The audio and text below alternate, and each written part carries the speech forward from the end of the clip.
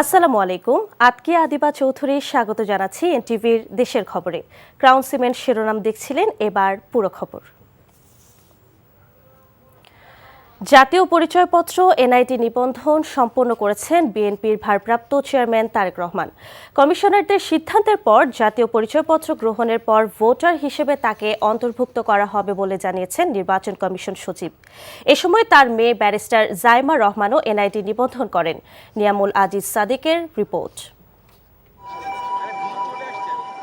দীর্ঘ 17 বছর লন্ডনে নির্বাসিত থাকায় দেশের সব ধরনের নাগরিক সুযোগ সুবিধা থেকে বঞ্চিত বিএনপির শীর্ষ ব্যক্তি তারেক রহমান। নির্বাচন কমিশন বিশেষ ক্ষমতা বলে তাকে ভোটার হতে নিবন্ধনের সুযোগ দেন।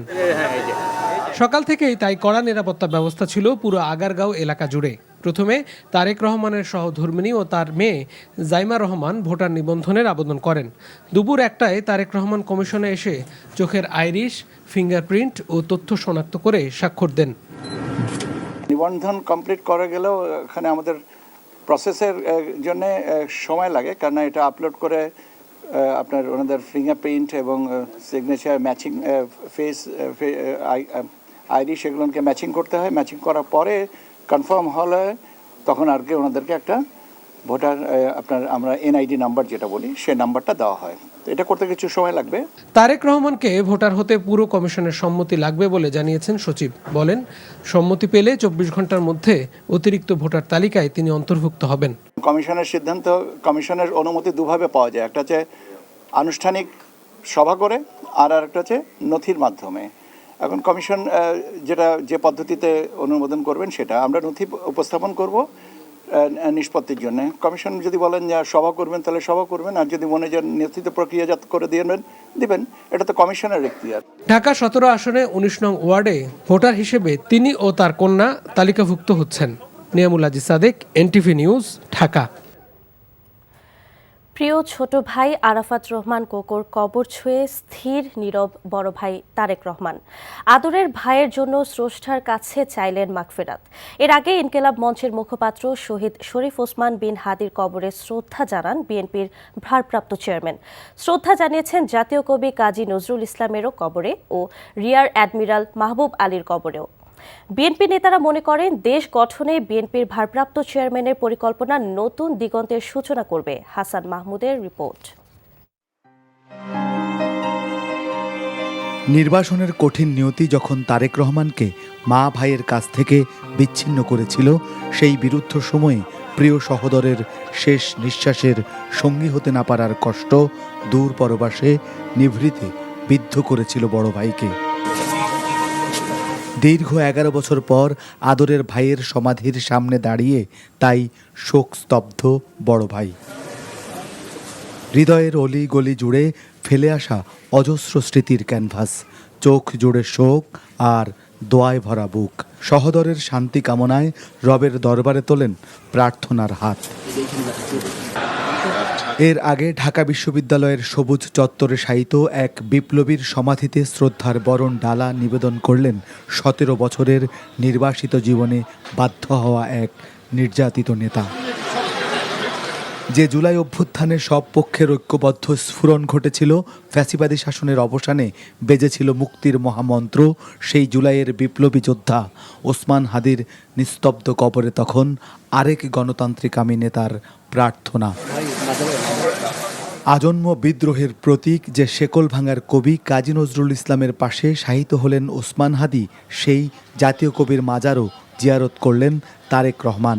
জটিল রাজনৈতিক পরিস্থিতির মধ্যে জনাব তারেক রহমান সাহেবের আগমন বাংলাদেশে এটাকে অনেক সমীকরণগুলোকে সহজ করে দিয়েছে, এবং আজকে বাংলাদেশি জাতীয়তাবাদের যে রাজনীতি, সেই রাজনীতি দর্শনকে সামনে চলে এসেছে, এবং আমরা বিশ্বাস করি যে এই দর্শনই, এই রাজনীতি বাংলাদেশের জনগণের মুক্তির জন্য সবচেয়ে উপযুক্ত দর্শন। গুম, খুন, হামলা, মামলা আর ফ্যাসিবাদের বিরুদ্ধে গণতন্ত্রের পক্ষে গেল 17 বছর লন্ডন থেকে দলকে সুসংগত করেছিলেন তারেক রহমান। সেই ফ্যাসিবাদের চূড়ান্ত পরিণতি হয়েছিল 5 আগস্ট গণ অভ্যুত্থানের মধ্য দিয়ে, যার উচ্চকিত কণ্ঠস্বর ছিলেন ওসমান বিন হাদি। সেই হাদির কবর জিয়ারত করে তারেক রহমান জানালেন যে আগামী দিনে সবাইকে নিয়েই নতুন বাংলাদেশ গড়তে চায় বিএনপি। বনানী কবরস্থানে শায়িত শ্বশুর রিয়ার অ্যাডমিরাল মাহবুব আলীর কবরও জিয়ারত করেন বিএনপির ভারপ্রাপ্ত চেয়ারম্যান। এর আগে গুলশানের বাসা থেকে রওনা হয়ে পথে পথে বিপুল সংখ্যক নেতাকর্মীদের অভিবাদন গ্রহণ করেন তারেক রহমান। মানুষের স্রোত ঠেলে তার এই যাত্রায় ছিল কড়া নিরাপত্তা বলয়। দীর্ঘ নির্বাসন শেষে প্রিয় মাতৃভূমিতে এসে মানুষের ভালোবাসায় সিক্ত হবার লাইন দীর্ঘ হয় নগরের পথে পথে। Hasan Mahmud, NTV news, Dhaka. জুলাই অভ্যুত্থানের অন্যতম যোদ্ধা এবং ইনকিলাব মঞ্চের মুখপাত্র শহীদ শরীফ ওসমান হাদী হত্যার বিচারের দাবিতে ফের উত্তপ্ত হয়ে উঠেছে শাহবাগ। সাময়িক বিরতির পর আবারও সড়কে নামে ছাত্র জনতা। তাদের স্পষ্ট ঘোষণা, হত্যাকাণ্ডের পরিকল্পনাকারী ও এতে সরাসরি অংশ নেয়াদের গ্রেফতার এবং বিচার নিশ্চিত না হওয়া পর্যন্ত রাজপথ ছাড়বেন না তারা। বিস্তারিত নাহিদ প্রিন্সের রিপোর্টে। শীতের দুপুরে রোদের তেজ যতটা না প্রখর, তার চেয়েও বেশি উত্তাপ ছড়াচ্ছে শাহবাগের এই জমায়েত।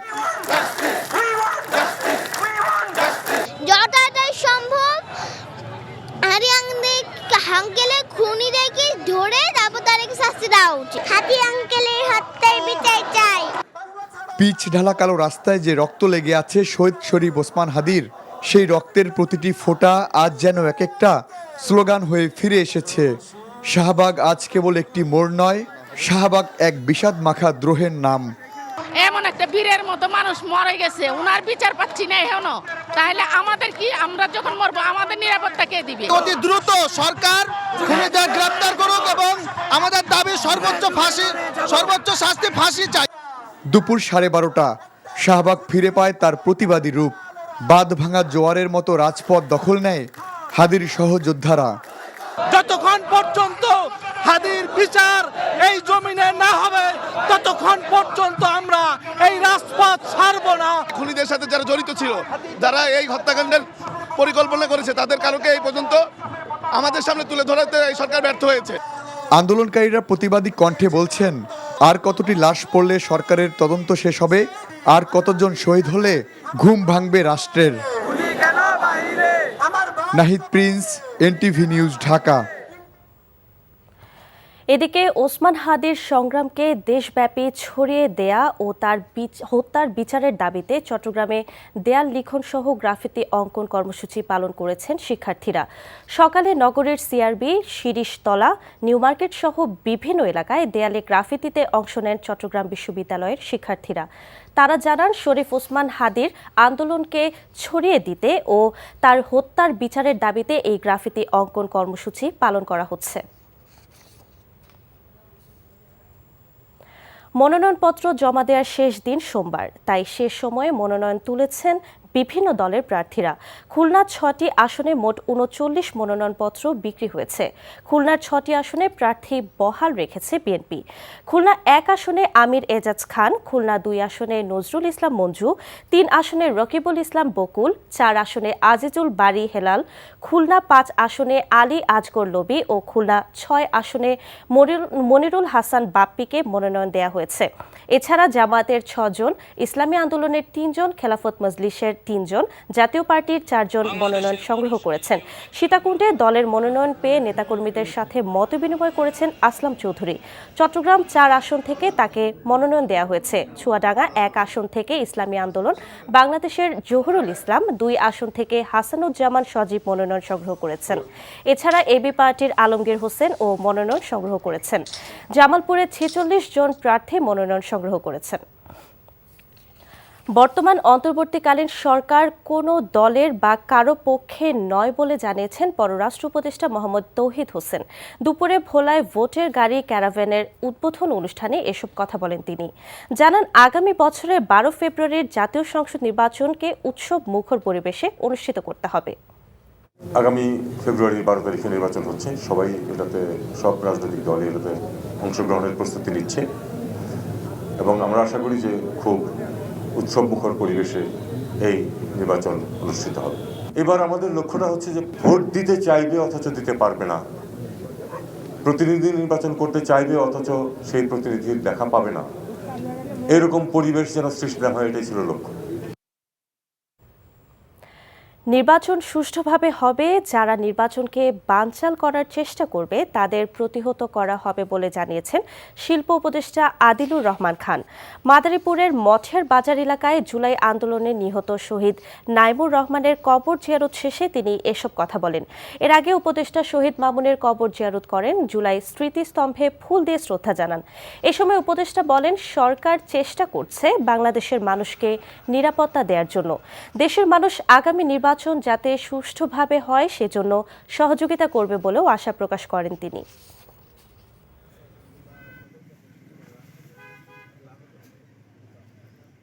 সরকার চেষ্টা করছে প্রত্যেকটা মানুষকে বাংলাদেশের নিরাপত্তা দেওয়ার জন্য, কিন্তু আপনারা জানেন যে ফ্যাসিবাদী শক্তি নির্বাচনে বাধাগ্রস্ত করার জন্য চেষ্টা চালাবে। জনগণ, সরকার পাশে থাকবে, এই নির্বাচন সুষ্ঠুভাবে হবে এবং যারা এই নির্বাচন বানচালের চেষ্টা করবে তাদের প্রতিহত করা হবে।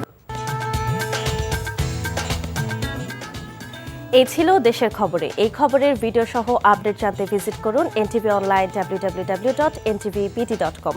এছাড়াও NTVর জনপ্রিয় সব অনুষ্ঠান ও খবরের আপডেট জানতে ভিজিট করুন আমাদের ইউটিউব ও ভেরিফাইড ফেসবুক পেজ। 6টায় ইভিনিং নিউজ দেখার আমন্ত্রণ রইল। ধন্যবাদ সবাইকে।